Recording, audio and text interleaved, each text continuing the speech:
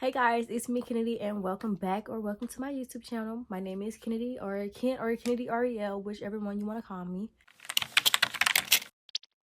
So today guys, I'm going to be giving y'all some advice about relationships and boys and just a little bit of self-respect. As a girl, it is important to realize your self-worth and your self-respect, especially in teenage relationships. Without getting too much further into the video, make sure you like, comment, and subscribe so y'all can know whenever I post. I hope you guys enjoy this video and comment down below what other videos y'all would like to see or if this resonated with you. So guys, right here I have my iPad to give myself, a little bit of a guide about what I'm going to be talking to y'all about. The first thing I'm going to be talking about is what self-respect really means in a relationship. In relationships, boundaries are the most important thing you can give yourself and the other person.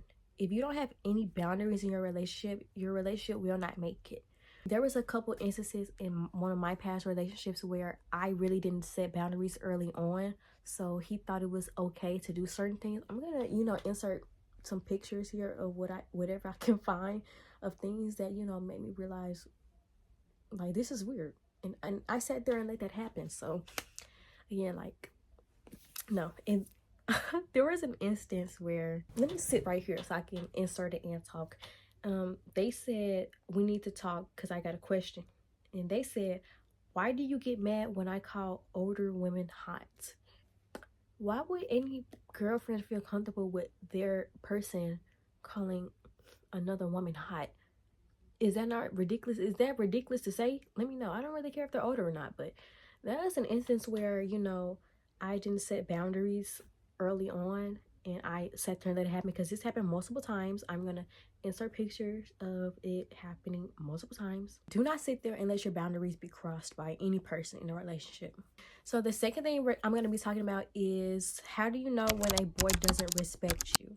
I know a lot of times in relationships, it may seem like you're like clinging on and very hopeful for things, even if the person does something wrong. Like, you're in your head saying, oh, I know they could do better, or oh, they'll change for me. They won't. I'll tell you right now, a teenage boy is not going to change the way he acts because you want him to.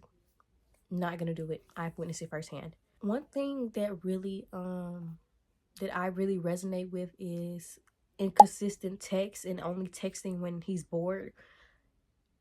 This is like so crazy, but there are some instances where a boy who I had my eyes on for a very, very long time, who I thought was my soulmate, he was messing with another girl and saying that he wasn't ready for a relationship, but it was really, he was wanted the other girl and didn't want me. And to this day, he still will not tell me that. He still wants to tell me straight up that he doesn't want me. He always says, oh, I'm not ready for a relationship right now, blase, blase. But I just take that, like, now that I'm older and now that I really don't care anymore, like, I'm taking it as, you don't want me anymore. You never did. You never do. The inconsistent text, like texting you every other week or every other month, stop clinging on to that boy. He don't want you. He's texting you to make sure that you're still going. And if you gave your body to him, that's how you really know he's only texting you to get one thing, and you know what that one thing is. So the next thing we're going to be talking about is, how should a boy act if he really likes you? If a boy really likes you, you shouldn't have to beg for his attention. You shouldn't have to beg for him to text and call. You shouldn't have to beg for him to take you out on dates. You shouldn't ask him for him to take you out anywhere. He should already have those plans in motion. He should just tell you, hey, what are you doing Saturday? He should be like, hey, what are you doing Saturday? And if you say nothing, he should come up to you and tell you that he's gonna take you somewhere. You shouldn't have to tell him, oh babe, I want to go here, like, can you take me here, let's go here, blah blah blah. No. Are you for real? Don't do that. If a boy really likes you, I'm not gonna say he would change himself for you, but he will definitely better himself for you, for the benefit of you and himself.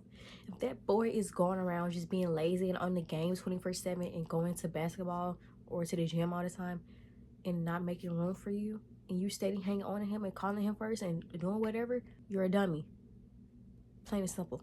So the next thing I'm going to be talking about, or the final thing, I'm not sure, that I'm going to be talking about is what changed about you once you had self-respect. I did not always have self-respect for myself, especially when it came to relationships and situationships, or whatever y'all want to call it, talking stages, whatever.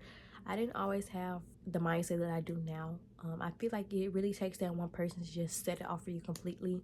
What the thing that changed about me when I got or gained self-respect is really my mentality. Like I started to realize that if a boy is not showing the same interest that I'm showing him, he's cut. If I'm always sending the text first, like if I'm always sending the first text and he's not like texting me first, cut. I feel like that really just brought on like a sense of peace, but at the same time it doesn't bring peace and less stress. Like it really doesn't, because there are some boys who still come up to me and still, you know, they show interest at first, but then when they start talking to me, they start to get lazy and they start to like dwindle down and whatever. So I feel like I've gained a stronger mentality, you know. The next thing I'm going to answer is, what are red flags you ignored before? Oof, tough question. It was really the whole friendliness thing. Like, I cannot stand a friendly ass nigga. Like, that really pisses me off so bad. Like, why are you all up in every other girl's faces? He would make the excuse of, oh, you know, I'm just friendly. Like, I'm just like that. I get along with everybody. Okay, that doesn't mean you have to be in every other girl's face, does it? Like, is that ridiculous to say? Hello? So yes, I feel like that is one of the like major red flags. Friendliness, no, you can kill all that. Like, even now, when I experienced the whole friendly nigga situation, I couldn't, like, I told myself that I would never do it again, and I have never done it again, because you will not jeopardize my feelings because you want to be in 20 other bitches' face. That's just what we're not gonna do. Sorry. So guys, today's video was very short, but I really hope you guys enjoyed this, and I really hope you guys like learned a lesson from me. I've experienced so many things that I can really just give a story to and bring some light to.